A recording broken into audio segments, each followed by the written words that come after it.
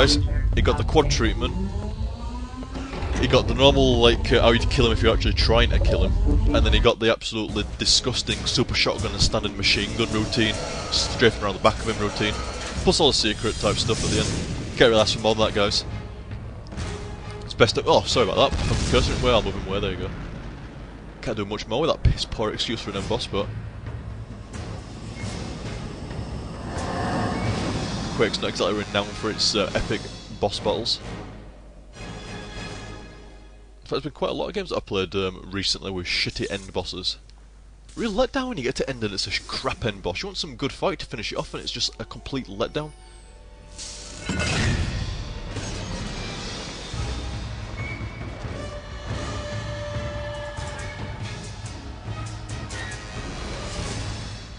See, that was kind of like to indicate, oh, there's definitely going to be a Quake that follows on from Quake 2, possibly Quake 3.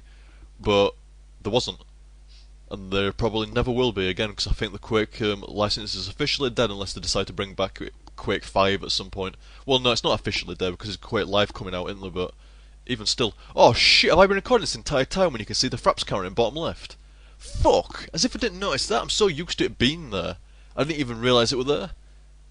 Oh, well, that sucks balls, doesn't it? Sorry about that, guys. You got the fraps counter the entire time though. Shit. That's poor. That's shoddy videomanship, is that? That's it though. You can click around and shit all has happened. You don't get a credit roll because the credits— well, the credits now when you go to quit. Yeah, there you go. There's your credits. You can't do a credit roll, so I'll give you the credits at the end. Even though I went to the secret credit area anyway to show you that. But I really enjoyed that. I really did. It's a shame I didn't finish it off all that one night because it seems I wouldn't have had the fucking fraps counter there that night. But never mind. Never mind. It's not too bad. Hidden away. I can't believe I never noticed it. Let me just load up my game again. Load game. Entering victory.pcx. Oh wow, nice. That's great, isn't it? Load game. Final showdown. How did I not notice that down there that entire time? I just wasn't looking down there. You think I'd notice big yellow numbers to bottom left, but I just never noticed it. I mean, it could be similar, especially when it's all lined up with all my health shit as well down there, man. I just didn't even think to look. I could have never noticed it. How did I miss that? Anyway. Yeah, I enjoyed that.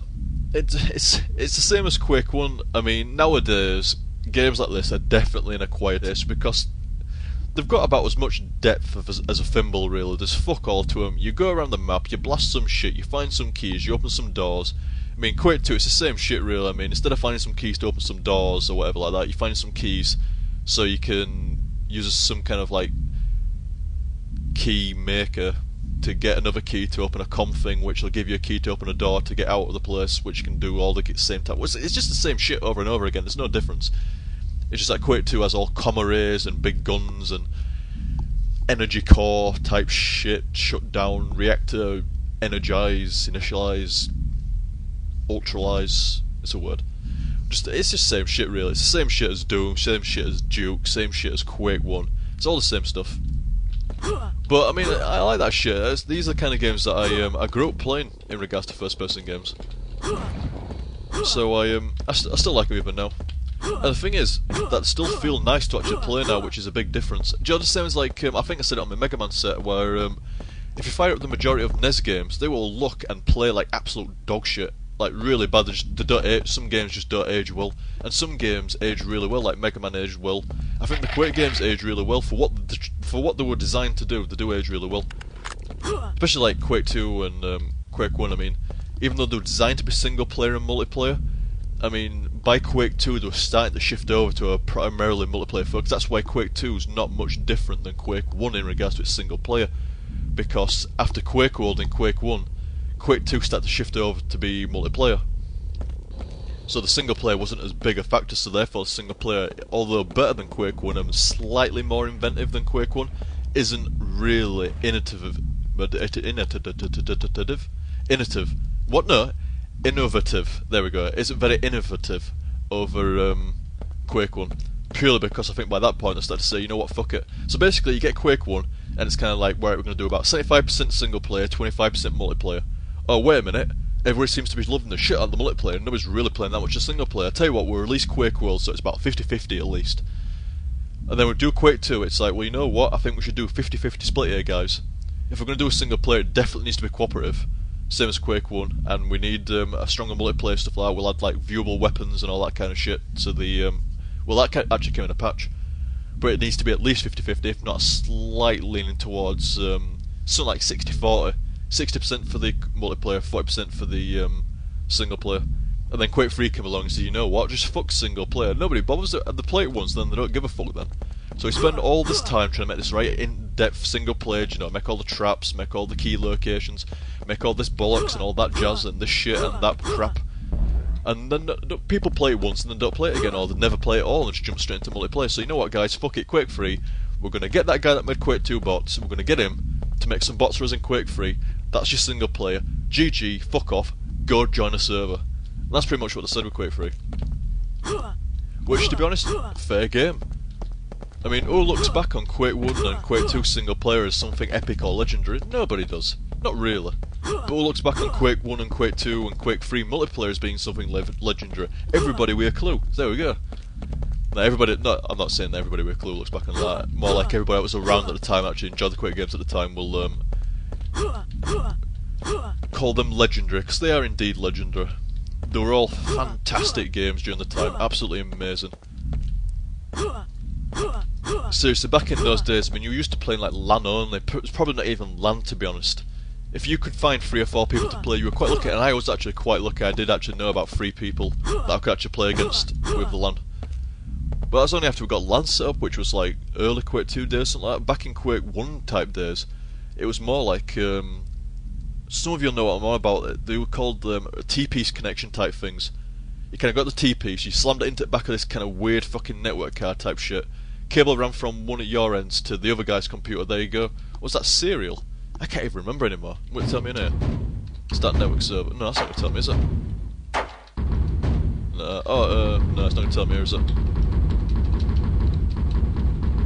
Single ISDN? Dual ISDN? Oh, you fancy bastard. Yeah, that's the way back in days, guys. In fact, some people didn't have 28.8 when Quake 2 came out. Then 33.6k modems. Single ISDN. Oh my god, ISDN was expensive. Fuck me, it was awesome though. You got ISDN, you were like, yeah! Fucking low pings. Dual ISDN, you were like, fuck yeah, I got more money than sense, guy. No, actually not, because dual ISDN was pretty damn fucking snazzy. If you had cable though, you were like the envy of everyone at the time. If you had fucking cable. And if you had T1 or some kind of connection like that, I mean, there were people back then that had T1s and stuff. And you'd just wish that they were dead. You really would, because it was just so... It's like, oh, what fucking cards were you dealt to have a T1 connection, guy? We're all stuck here on this fucking 28.8k modem, and we're trying to push it on this 33.6k modem setting. And this motherfucker's all the way at the end. On his fucking T1 LAN connection and shit like that. It's like, fuck you, with your fucking 7 ping or whatever it was, and we've got like 240 at least. Dickheads. I remember them all. So guys, there you go, Quake 2. Fitted nicely on the end of Quake 1.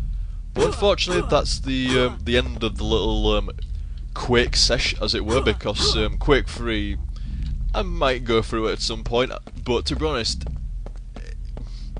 what is there to really play through it? It's literally just bot matches. I mean, I'll probably still do it at some point, just so that I've done every single Quake. I mean, I've played about 2 hours of Quake 4 or something like that, maybe not even that.